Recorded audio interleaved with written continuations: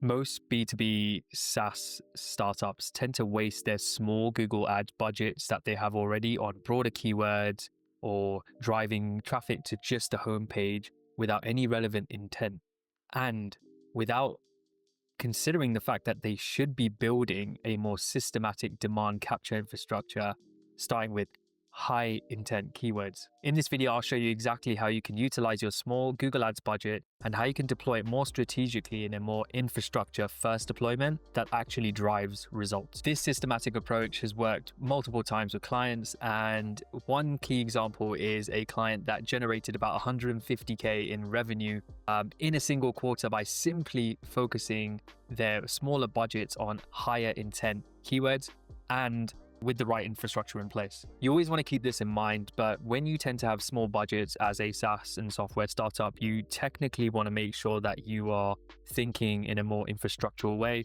When you're constricted to those small budgets, you are forced into a corner to think in a more infrastructure standpoint. And actually, everyone should, greater budgets or smaller budgets, you should be thinking in a more infrastructure standpoint at the start. Have you laid out the foundations? And you should be thinking more about those things rather than less, even though you have a small budget. For those of you who are new, I'm Neil. I'm a former IT consultant turned growth marketing consultant. And this technical background has actually taught me that Google Ads success with small budgets requires more systematic infrastructure thinking rather than just thinking of things in campaign tactics format. Most SaaS founders tend to collect random marketing tactics, almost like, let me pocket a new tactic, right? Without building up the infrastructure first, without building up any of the foundations to make sure that, hey, this messaging, positioning, etc. is already taken care of. We know who we're going after. We have the strategy down. And so whatever tactics we do deploy later on, they're going to be more successful. Now, with small budget, you can't afford to waste money on broad targeting. So you can't afford to use it on broader targeted keywords or weak landing pages. You need to think in a more infrastructure first mindset, and you need to take it. So does this fit my core strategy? That's things like, working with your demand capture strategy, thinking about things like that, you looking at high intent keywords, looking at proper landing pages, and then conversion tracking, right? Making sure that having that set up before you spend $1 at least. Quickly, for those aspiring marketers, you can download a keyword research master template that I use myself, used it for a long time, to learn a more systematic approach to identifying and organizing your high intent keywords. And it actually separates you from being one of those strategic marketers rather than just one of those tactical executors. For those SaaS founders, get the keyword research master template that I've used to organize your demand capture strategy properly. And you can also join the waitlist for an upcoming marketing infrastructure workshop that I'm going to be holding for technical founders. So as part of your marketing infrastructure, you should be looking at Google Ads as a demand capture medium, right? So it's part of your bottom of funnel infrastructure. And that means that it's not a standalone tactic. You don't just bid on a keyword and drive a bit of traffic and then that's it, right? You expect something magical to happen. There needs to be some clear strategy and direction in what you're trying to get out of that, why you're trying to drive those specific people, why you're trying to bid on those keywords and then drive those specific people to a specific destination, namely your website. And then on that particular page of your website that you've strategically driven that traffic to, what are you expecting for them to do in what part of the journey, and does it match up to what they were looking for in the beginning? And that's why it should sit, especially in the mindset of smaller budgets, you need to think of it as part of your bottom of the funnel infrastructure. And that means the highest intent part of your funnel. So why does the infrastructure matter first? And that's because you need proper landing pages, right? You need the messaging alignment, you need conversion tracking before you spend anything. So that's why your marketing infrastructure matters first here, right? You just set all this up. When you're bidding on those particular keywords you've identified, are you looking at getting them to a specific landing page? And we're going to go over an example later. So I'll explain a bit more about why I'm saying this. But you need to make sure that you have the proper landing pages, or even the proper pages on the website. It doesn't have to be a landing page where they don't go anywhere, that sort of thing. But you can have a proper page rather than just, a vague keyword, maybe driving vague traffic or sort of whoop-de-doo intent traffic to your actual homepage, which kind of doesn't do anything in the end, and your bounce rates are going to increase. And so you're not really getting anything out of that small budget. And the thing is that with the small budgets, a lot of people will say, okay, we can make some conclusions on a small budget really early. The problem is though, when you're a startup, when you're a SaaS startup specifically, you can't afford to learn by wasting money all the time. Sometimes we need to look at what's worked for other people, have some confidence in the fact that it's worked for some of these other people or these other types of businesses or the type of strategy you're deploying or tactic you're deploying. And then, the infrastructure that we're setting up and having those right keywords, the right messaging, the right landing pages, and the right messaging on those landing pages, and having those conversion tracking in place will allow you to prevent those expensive mistakes, right? The infrastructure prevents the expensive mistakes, which is how you maintain, a successful deployment of your small budgets to generate results. And interestingly, this is not going to be about organic, but I wanted to briefly mention, AEO, AIO, whatever you want to call it, but basically AI search optimization, right? And as AI search actually evolves with ChatGPT and Perplexity and others, demand capture is actually changing. So that's a topic for another time. For now, Google Ads actually remains the most effective way to capture that type of high intent on those search engines, and likewise with the other search engine marketing platforms that you have, right? Like Microsoft Ads, etc. But there has been to summarize that point, there has been a fundamental shift on how people are behaving when they're searching on a search engine, reading, for example, the AI summaries, the AI overviews, and then how they're getting their information and then moving on, right? So the way ads are being deployed and spent as well, that's changing, but doesn't mean that they're necessarily dead or anything like that. And something that I think you should always keep in mind is something I call the congruency principle. And so you want to make sure that the search intent, the experience of someone searching for that keyword, the experience matches up to the ad copy, the landing page messaging, and it must be aligned with that infrastructure thinking. So we want to target these types of people. That's the strategy on part of your infrastructure. Maybe there's a certain ICP that you're going after, an ideal customer profile. But what you want to be doing is, hey, if I'm looking for someone searching for this software, I need to make sure that the ad is talking about the specific keywords associated with that software that we're bidding on, for example. But the page that you're driving them to has something to do with that software, provides them with certain information that they're looking for, that someone would ask that, type in that keyword for, or type in that question, whatever the case may be. And you need to match up that intent with the similar messaging and match the experience. And that's what I mean by the congruency principle. The experience needs to be congruent throughout the customer journey or throughout the prospective user's journey. In line with that, for those aspiring marketers, the keyword research master template actually shows you that allows you to get into gear, that professional level of campaign planning, which is essential for any strategic marketing role. And it allows you to plan out your campaigns in that method to keep things congruent. And for those SaaS startup founders, you can use the template to organize your high intent keyword strategy more effectively so you can drive more efficient results later down the line. And if you join that waitlist, if you're curious or interested for the marketing infrastructure workshop, where I'll actually teach you the complete systematic approach to deploying this sort of thing as part of your GTM motion and GTM strategy. So let's talk a bit about the budget deployment strategy and the keyword research approach, right? So that we can dive into this a bit more.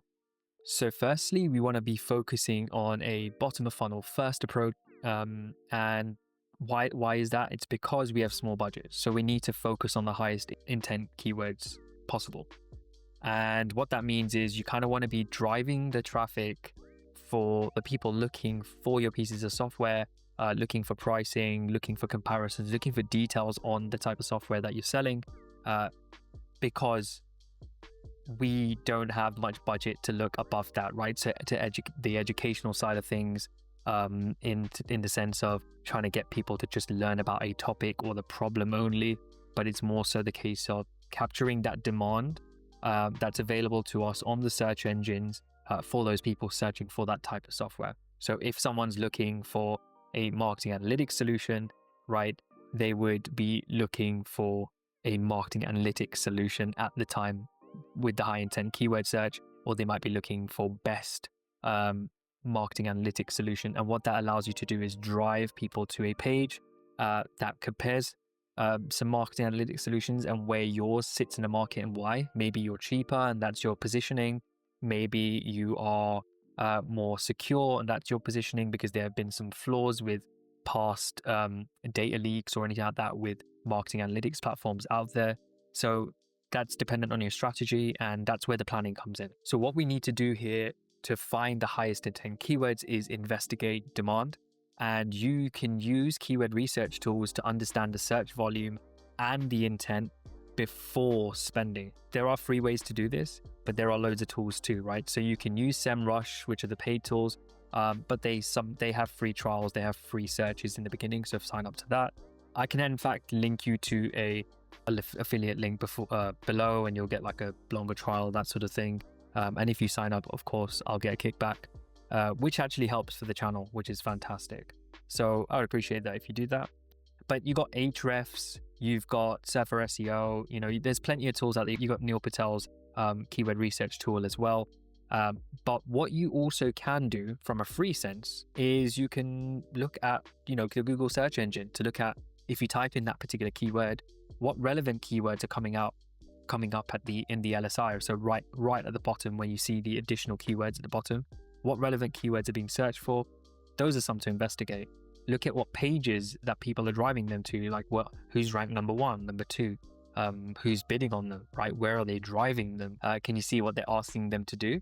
And I won't go into the nitty-gritty of what each of the metrics mean just now, but for example, if someone's bidding on a very expensive, high-value keyword, you know that people are aggressively bidding on that because it seems to drive conversions for them, right? But investigating this demand beforehand allows you to understand what's going on in the market and understanding that demand closely before you deploy any ad dollars. So now, what should your budget allocation strategy be? Well, it can be very simple in the beginning, right? And this is where I've mentioned that you want to steer away from broad match and that sort of thing where it's vague or you're driving too many search terms out there. You want to avoid that. So what I would recommend is that you start with exact match keywords all the time. In fact, I always 100% of the time I recommend that. Start with exact match on the highest intent keywords first, and then you want to build that conversion data. So understanding how the market or that demand's behaving before expanding those keywords using phrase match to explore similar key terms to that keyword that you're bidding on. Or if you're looking at adding more keywords through your search terms report or through more keyword research that you carry out later on, you just want to make sure that you don't spread your budget too thin, because then you don't have any effective amount of data collected for you to efficiently make optimizations. And so I wouldn't spread the budget too thin across multiple campaigns. In the beginning, try to keep it as simple as possible. Obviously, the more specific you get, the volume decreases because you're becoming more specific. In other words, less people are searching for it, but they'll be the highest intent, meaning that they're probably more value to you if you're making it more specific to your actual software. They're more likely to convert. Next, as part of your strategy, you want to make sure you focus on your capture mechanism part of the strategy, right? So how you can capture that demand. What are you going to be doing, right? Is it that you're getting them to book a demo? Is that the conversion action you're getting them to do? Are you getting them to sign up for a free trial? Are you getting them to fill out a lead form for a specific guide? Or maybe there's a downloadable guide or a webinar that compares multiple analytics solutions, but there's been a new gap in the market on how AI is driving a lot of predictability in a lot of the decision-making process on how to deploy budgets. And so you want to drive people to a webinar for that, right? Or an on-demand webinar for that. Choose this based on your sales cycle and your product, right? So what fits right now and what you want them to do next. I would always opt for, if you can get people to go demo bookings first and also the free trials, that's simply because you're looking at high intent keywords right now. So what that means is we're looking at only the keywords that focus on people that are looking to buy a software like yours. And that's why you are likely, if you have longer sales cycles, you're likely to get them in contact with sales or to book a demo or watch a demo.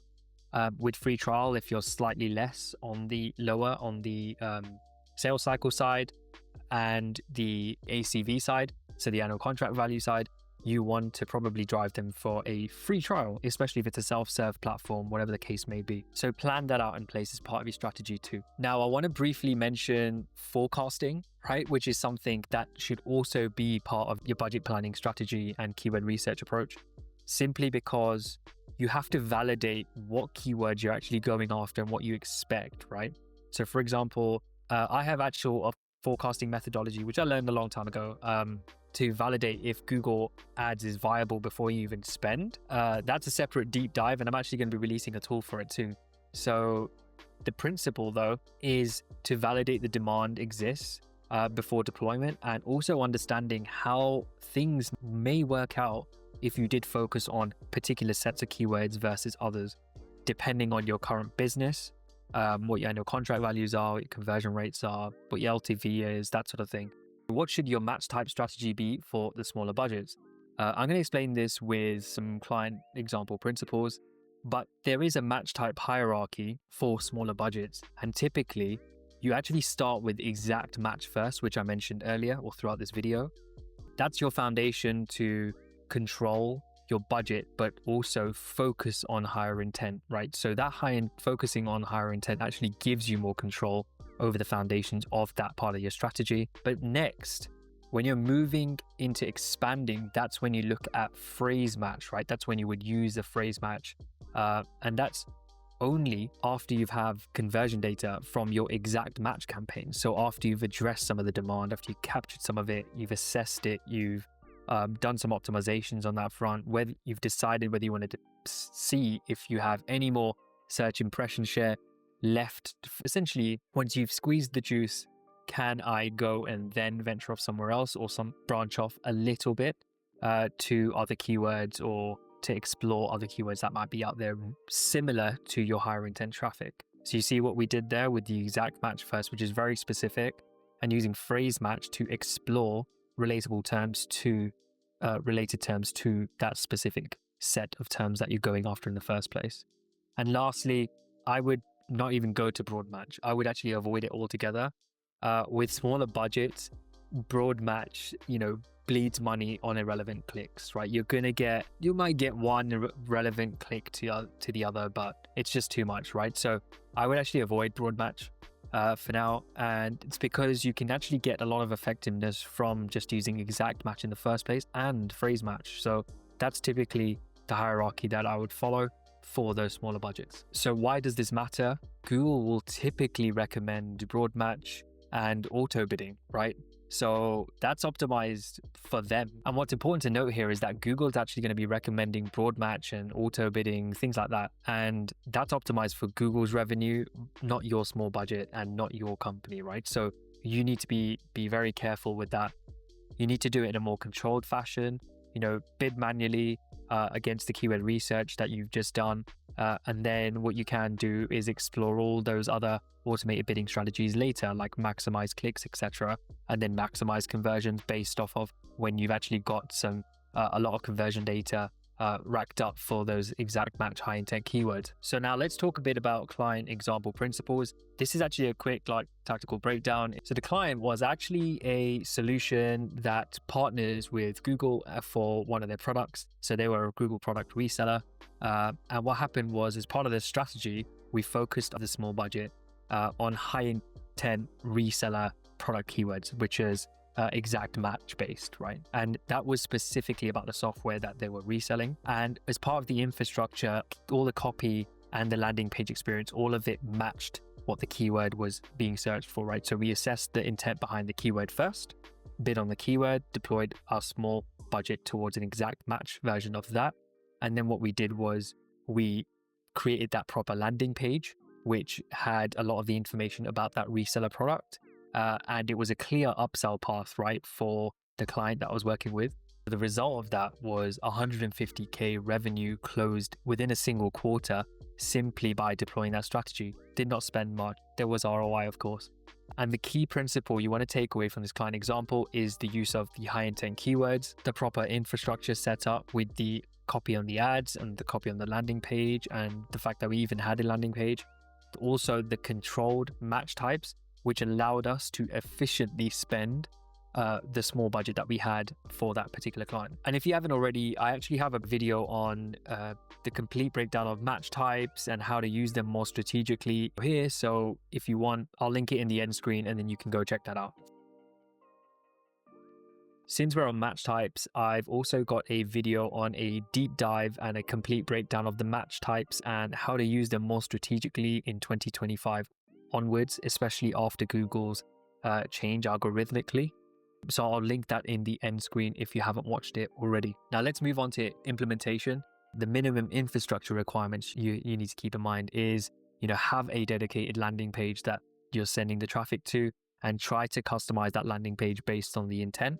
Of course, if you don't have the capacity or you do not have the resource for those particular landing pages, what you can do is send the traffic to a highly relevant and intent matching website page, like a product page. If your homepage is highly relevant, then it's perfectly fine to use. I've seen success with that in the past. I know a lot of people say don't do that, but if you've seen success, hey, well, test it. Next, you want to make sure that you set up your conversion tracking properly. You've got the conversion tracking in place using, Google Tag Manager, Google Analytics, whatever you're using. And next, make sure the messaging is matching up to what people are actually searching for.